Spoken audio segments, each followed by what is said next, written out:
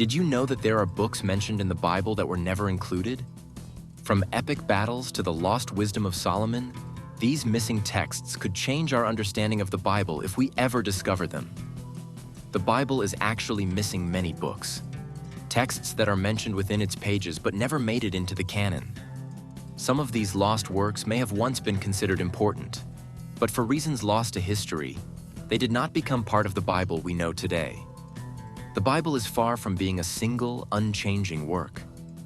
Many texts are mentioned within its pages, but these references lead to books we have never seen. Some are even considered authoritative in biblical passages, indicating their past importance.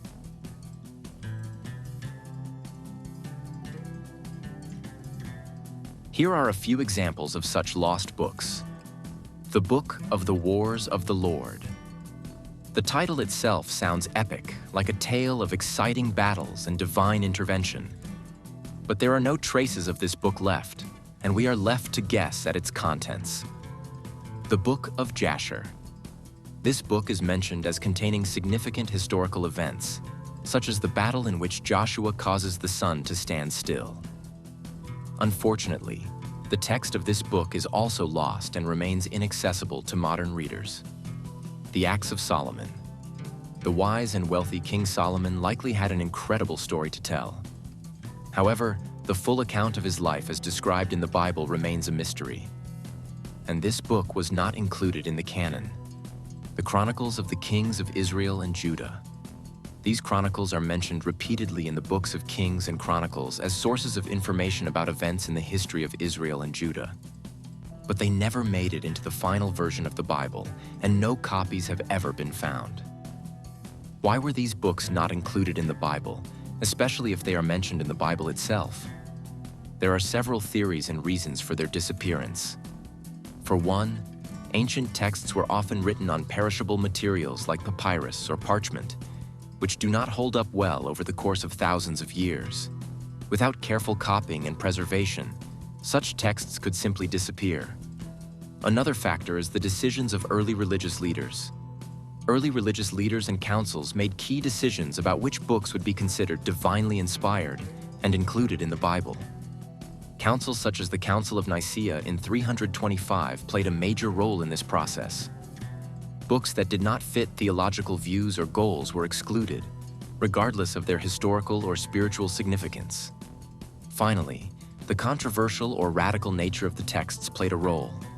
Some books may have been deemed too controversial, at odds with established narratives, or too radical for the religious authorities of the time. For example, if one of these lost books contained teachings that contradicted the core tenets of Christianity, such as the nature of God, the role of women, or salvation, they might be rejected. And beyond the lost books, there are collections of texts that were once considered sacred but were ultimately not included in the Bible. These works are called apocrypha and pseudepigrapha. Apocrypha are books considered valuable for study but not divinely inspired. Pseudepigrapha are texts falsely attributed to authors, often with teachings or stories that do not fit into the official canon. For example, the Book of Enoch contains exciting stories about angels, demons, and apocalyptic visions. It is cited in the New Testament, but is not found in most of the Bible. Its exclusion is often attributed to its mystical and fantastical content, which did not sit well with early church leaders. Other well-known examples of the Apocrypha include 1 and 2 Esdras and Tobit. These works were considered part of Scripture by some early Christian communities but were later rejected.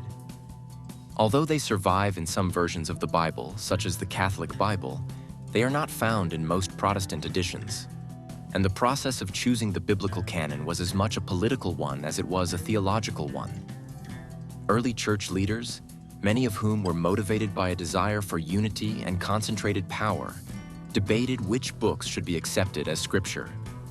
These debates often centered on theological coherence, control of the religious narrative, and the consolidation of political power. For example, if the Book of the Wars of the Lord contained a passage that contradicted a core teaching of the Torah or other parts of the Bible, the contradiction might be grounds for its exclusion.